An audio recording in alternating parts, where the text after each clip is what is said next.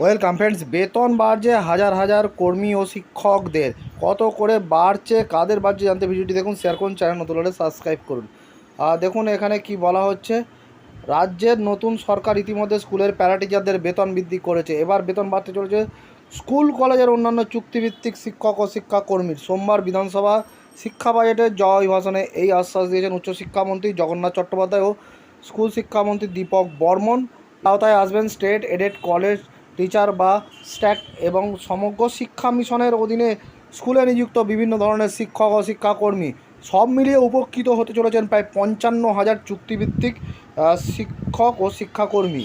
শিক্ষামন্ত্রী জানিয়েছেন 3,280 জন শিক্ষাবন্ধু, 21 জন special educator, 2,174 জন সমগ্র শিক্ষা মিশনের কর্মী আধিকারিক, শিশু শিক্ষা কেন্দ্রের 30,000 এবং মাধ্যমিক শিক্ষা কেন্দ্রে 6,293 জন শিক্ষাদানে নিযুক্ত ব্যক্তি, 27 জন মুখ্য সম্প্রসারক, 662 জন উচ্চ মাধ্যমিক চুক্তিভিত্তিক শিক্ষক সহ আরও কিছু চুক্তিভিত্তিক কর্মীর বেতন বৃদ্ধির ফাইল অর্থ দপ্তরে পাঠানো হয়েছে। এ ব্যাপারে অর্থ দপ্তরের প্রাথমিক সম্মতি মিলেছে বলেও জানান তিনি। প্যারা টিচার এবং মিড ডে মিলের কর্মীদের ভাতা বৃদ্ধি হওয়ার পর এদের তরফে জোরালো দাবি উঠেছিল।